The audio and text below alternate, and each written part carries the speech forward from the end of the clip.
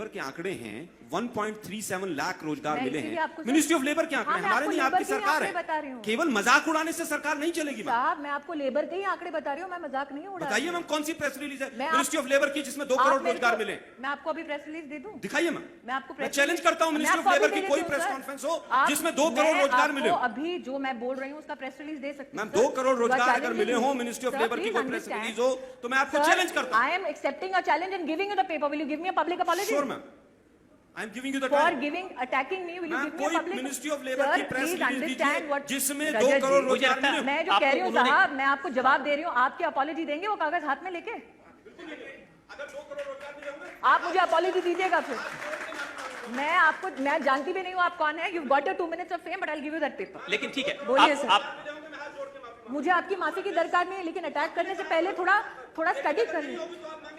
हाँ सर, लेकिन आपसे मैं कहना चाहती हूँ, मैं आपको कागज दे दूंगी। ठीक है, आपका आ गया इंडिया टीवी पे, आप मुस्कुरा भी रहे हैं। आप आगे पूरी दुनिया ने देख लिया आपको।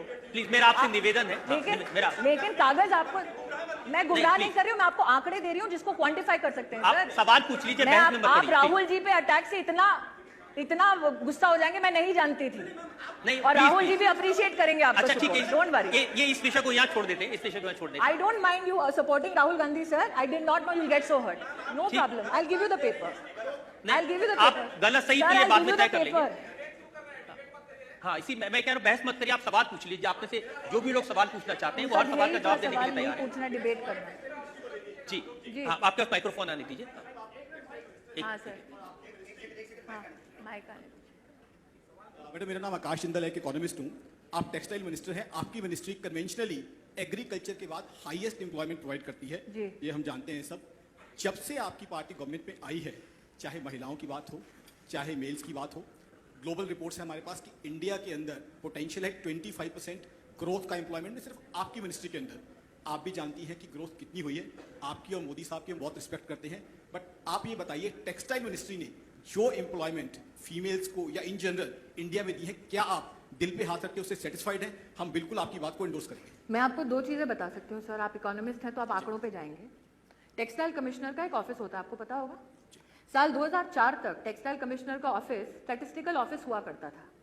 इसका मतलब इंडस्ट्री में चाहे आपको धागा बेचना हो, चाहे कपड़ा बेचना हो, चाहे कपड़े को सिलना हो, अटल जी की सरकार में विधिवत डेटा कंसोलिडेट करके, क्वांटिफाई करके, सर्टिफाई करने का काम टेक्सटाइल कमिश्नर का ऑफिस करता था। उस स्टैटिस्टिक्स ऑफिस को डिसबैंड किया यूपीए ने। क्या आप जानते थे? जानते थे। उसको दोबारा रिवाइव किया नरेंद्र मोदी की सरकार ने। इसका मतलब आपके देश में 10 साल का अंतराल ऐसा है जिसमें टेक्सटाइल सेक्टर से संबंधित कोई भी आंकड़ा यूपीए की सरकार ने विधिवत प्रस्तुत ही नहीं होने दिया इंटरनेशनली, किसी को भी ग्लोबली एक स्पेसिफिक पेपर लिखने के लिए। दूसरी बात, क्या आप जानते हैं कि यूपीए की सरकार में 5 साल जो उनका यूपीए 2 कहलाया जाता था, उसमें टेक्सटाइल की 42 स्कीम्स में से 22 स्कीम्स पूरी की पूरी सरेंडर होती थी। इसका मतलब एक ऐसा जो कह रहे हैं ना, सेकेंड लार्जेस्ट एम्प्लॉयमेंट जनरेशन देश में, उस डिपार्टमेंट में 40 में से आप 22 पूरी की पूरी स्कीमें चलाए ना 5 साल, क्या हाल होगा उस सेक्टर का? फिर अब उसको करेक्ट कर दिया। 100% हुआ है सर। नरेंद्र मोदी की सरकार में अब 100% टेक्सटाइल में सारी स्कीमें धरातल पर लागू हुई हैं, और ये आंकड़ा है जो पब्लिकली उपलब्ध है।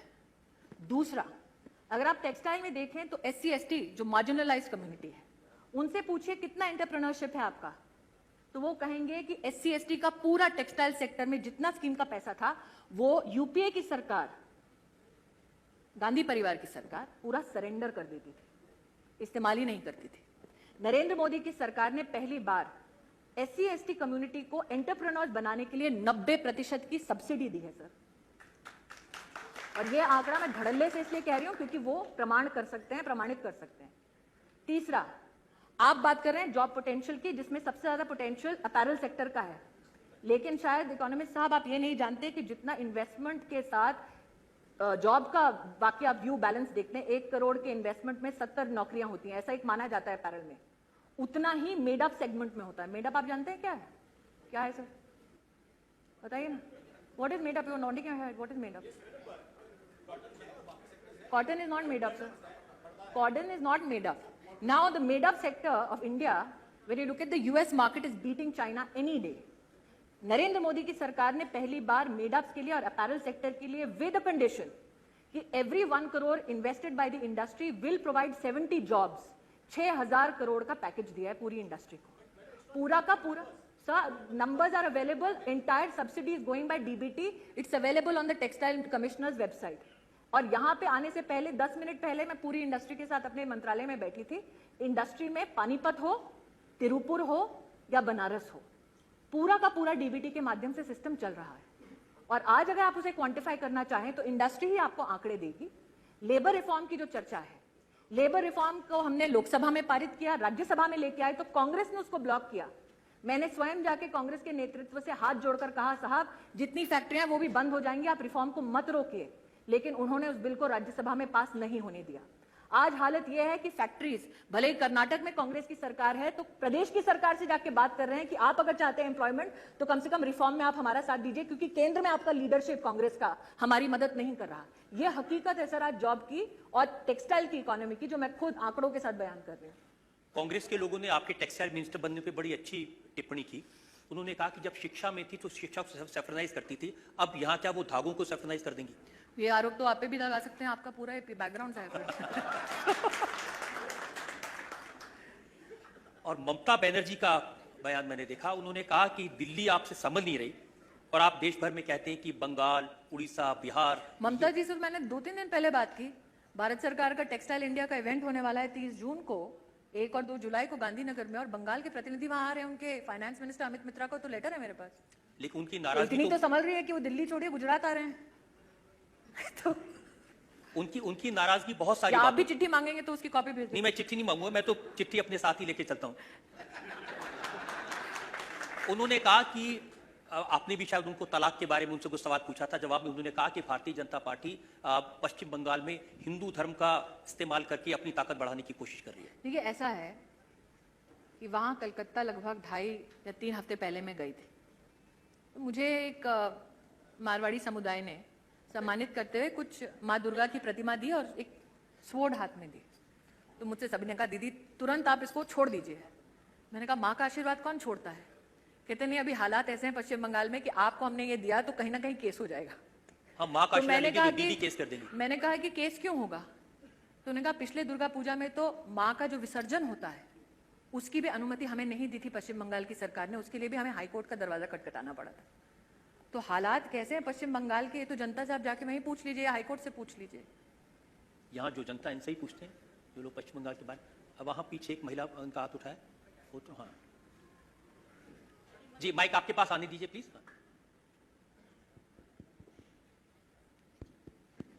जी, स्टेट में अगर हेल्पलाइन बनानी है या फिर पैनिक बटन बनाना है जो पूरे देश में लागू होगा, वो प्रदेश की सरकार के साथ समन्वय से स्थापित किया जाए। आपको कहीं ना कहीं इस बात को भी समझने की दरकार है कि भारत सरकार की ओर से मान लीजिए फोन पर पैनिक बटन की सुविधा आज करने को तो तैयार है, लेकिन कल को अगर पैनिक बटन दबाया जाए और प्रदेश में रिस्पांस ना मिले ग्राउंड पर, तो उस समन्वय को लोकल पुलिस के साथ बिठाने में प्रदेशों के साथ चर्चा भी हो रही है। 10 से लेकर 15 प्रदेशों तक कम से कम मेरी जानकारी में अभी उस विषय पर आगे काम हो चुका है। अब तो ज्यादातर प्रदेशों में भारतीय जनता पार्टी की सरकार है। प्रदेशों की भी सरकारें फिर अपने पुलिस सिस्टम्स को, प्रदेशों की भी सरकारें अपने पुलिस सिस्टम को फास्ट ट्रैक पुलिस कोर्ट से जोड़ रही हैं। स्मृति, विषय परिवर्तन करना चाहता हूं। आपसे एक सवाल पूछा है कपिल सिब्बल ने। मेंढर में 2013 में जब लांस नायक हेमराज का सिर काटा था जी, तो आपने कहा था कि मनमोहन सिंह को चूड़ियां भेजना चाहती हैं। अब फिर ऐसी घटना हुई, 2 सैनिकों के सिर काटे गए, तो किसी को चूड़ियां भेजेंगे आप?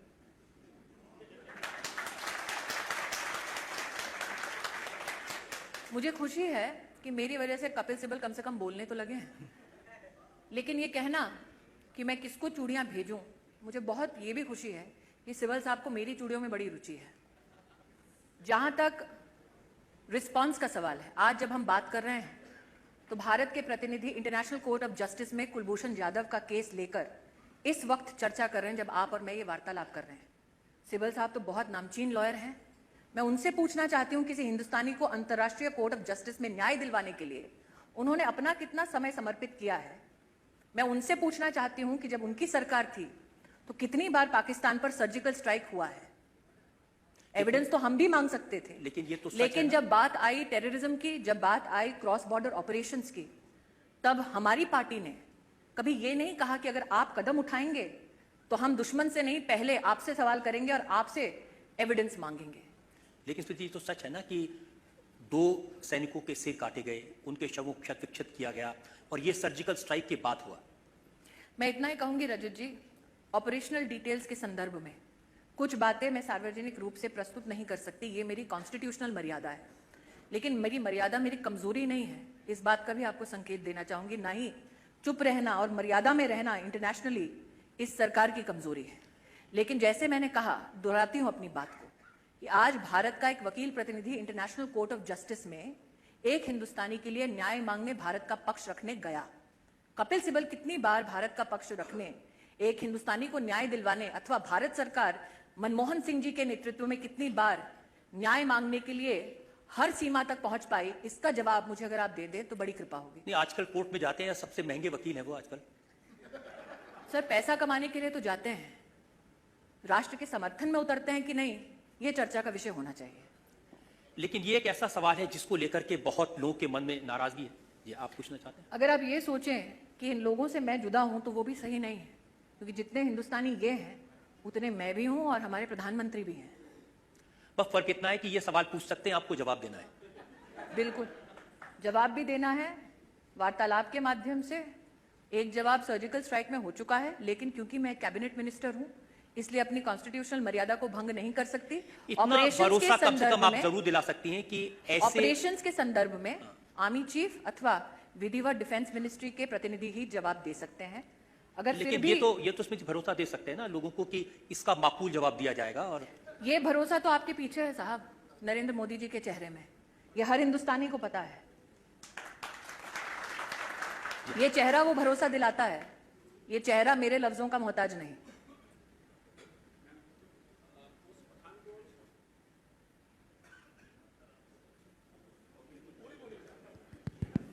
मैम अच्छा हुआ माइक चला, वरना रजत जी कहते सरकार ने जनता की आवाज बंद कर दी।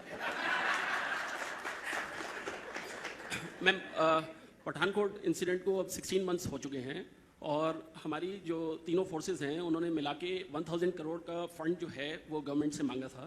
और फैक्ट ये है कि आज तक भी जो है गवर्नमेंट ने एक भी पैसा उसके रिगार्डिंग जो है रिलीज नहीं किया है। और लेटेस्ट रिपोर्ट इज कि director of US intelligence report ने एक स्टेटमेंट दिया है कि press statements that you're quoting? Yes ma'am. Yes. That's So right. since they are not validated defense ministry figures, it would be extremely prudent and responsible for me not to respond to hearsay. These are national security issues. It is very nice to have a Smriti Irani sit here and debate on elements for which you want a very provocative answer. But as an Indian who wants a productive conversation, it is best if this question is posed to defense ministry representatives. But please be assured, you have an army chief, you have the chiefs who can deal with this issue in conjunction with the defense ministry. Here we can both entertain the audience by a lovely engagement on hearsay on a newspaper report. आप कह रही थी कि कहीं मैं ये ना कह दूं कि जनता की आवाज बंद कर दी है, लेकिन मैं तो नहीं कह रहा, लेकिन आपके फेवरेट राहुल गांधी जरूर कह रहे हैं। वो बोल रहे हैं? उन्होंने ट्वीट किया है कि मोदी जी किसी को बोल नहीं दे देते, सब डरते हैं उनसे। नहीं, इनफैक्ट उनके बोलने का इंतजार तो हम सबको रहता है। उनकी बोलती कब किसने बंद की? लेकिन हाँ, ये जरूर है कि बोलने में भी दम होना चाहिए। उन्होंने जो ट्वीट किया वो मैं आपको पढ़ के बताता हूं। उन्होंने कहा, एक मैगजीन को कोट करके, मिंट नाम के अखबार को कोट करके 12 मई को, उन्होंने कहा कि वादा किया था नरेंद्र मोदी ने लोगों को 1 करोड़ जॉब्स हर साल देंगे। वो जॉब्स तो मिले नहीं, लेकिन आईटी कंपनीज जिसमें इन्फोसिस है, जिसमें विप्रो है, इन सब ने 56,000 एम्प्लॉइज को नौकरियों से निकाल दिया। रजत जी, आप मेरे पे एक कृपा कर दीजिए। मैं आपको 20 साल से जानती हूँ। 20 साल से जानती हूँ, एक मेरे पे कृपा कर दीजिए। ये संवाद आपके मेरे बीच में हो रहा है, एक बार राहुल जी को यहाँ बिठा दीजिए। मैं बताऊं क्यों। शायद वो जानते नहीं हैं और शायद आज आपकी आवाज सुन रहे हों। इनफैक्ट बड़ा अजीब सा एक किस्सा है कि मैं भी उनकी गली के सामने ही रहती हूँ, ज्यादा फासला नहीं है हमारे घरों के बीच में, लेकिन मुझे भी इंडिया टीवी का इस्तेमाल करना पड़ेगा अपनी आवाज पड़ोसी तक पहुंचाने के लिए। ऐसा है कि इस देश में एम्प्लॉयमेंट के करेक्ट डेटा देने के कोई भी रास्ते नहीं है। शायद राहुल गांधी जी को पता ना हो, एनएसएसओ के पास एक मैंडेट रहता है। हमारे देश में इनफॉर्मल इकोनॉमी जो है, जिसमें 90% महिलाएं हैं, उसको कैटेगराइज करके उस डेटा को कॉन्फ़िगर करके किसी भी रिसर्चर के सामने प्रामाणिकता से रखने के लिए कोई एजेंसी नहीं है। तो ये आंकड़े जो राहुल जी के पास आए वो किस एजेंसी से आए? उन्होंने तो नरेंद्र मोदी ने अपने नेतृत्व में पहली बार एक टास्क फोर्स बनाई, अरविंद पानीग्रिया जी वाइस चेयरमैन है नीति आयोग के, उनके नेतृत्व में, ताकि एम्प्लॉयमेंट के जितने आंकड़े हैं वो कम से कम सामने तो आए, देश के सामने। क्योंकि हर बार हम जब चर्चा करते हैं एम्प्लॉयबिलिटी की, एम्प्लॉयमेंट की, तो हम तथाकथित नंबर्स पे चर्चा करते हैं। क्रिसिल कभी कोई नंबर देता है, मिंट कभी कोई नंबर देता है, लेकिन अगर आप क्वांटिफाई करना चाहें हिंदुस्तान और चाइना के बीच में, तो एक और अखबार की सुर्खी ये कहती है कि हिंदुस्तान में एनएसएसओ के पास 3000 लोग हैं, चाइना के पास 29,000 लोग हैं, और आज हमारे पास जो डेटा है वो एक टाइम लैग के बाद आता है। अब जो जानकारी मैंने आपके साथ शेयर की, अगर राहुल जी को पता होती तो वो ट्वीट कभी नहीं करते। स्मृति जी, सवाल ये है, स्मृति जी, जो आंकड़े राहुल गांधी ने दिए हैं वो उनकी भी उपज नहीं है। ये उन कंपनियों मैं शॉक हो जाती हूँ एक उनकी सेकंड उपज सुन होती लीजिए, ये उन कंपनियों के प्रेस रिलीज में है कि कितने कितने लोग ले ऑफ किए जा रहे हैं। अपने एचआरडी मिनिस्ट्री जहां रह चुकी है वहां के फिगर है जो आज के अखबार में आए हैं। आईआईटी का प्लेसमेंट 30% डाउन हो गया है। मैं आपको अभी इसका जवाब दे दूं या आप मेरे को आंकड़े गिनवाएंगे? जो आंकड़े नहीं, आपने कहा ना, प्रधानमंत्री ने भी भाषण में आंकड़े ही गिनवाए थे। मैं आपको 2 करोड़ का आंकड़ा उन्हीं का था। तो ये आंकड़े का खेल तो सभी पार्टी करती है। आपको आंकड़े स्पेसिफिक दे दूं? हाँ, बिल्कुल दे दीजिए। मैं आपको एक आंकड़ा दे चुकी हूं जिसको आपने क्वांटिफाई नहीं किया। 3,18,000 करोड़ रुपया गया है मुद्रा के माध्यम से एंटरप्राइज के लिए। वो कहां कैप्चर हुआ? रोजगार कितने को मिला? कहीं ना कहीं तो आना चाहिए। लोग जो 7 करोड़ 70 लाख लोगों ने उसको लिया है, उन्होंने स्वरोजगार के लिए लिया है। अब आप उसको क्वांटिफाई कीजिए। तो फिर आप मनरेगा भी जोड़ दीजिए ना। तो आपका 10 करोड़ का तो हर महीने हर साल का हो जाएगा। मनरेगा इसीलिए डिफरेंट है, you are comparing apples and oranges, क्योंकि मनरेगा के लिए 100 दिन की आप दिहाड़ी देते हैं। यहां पर जो बैंक से लोन डिसबर्स होता है, सैंक्शन होता है, बैंक को लौटाया जाता है, after that person puts it to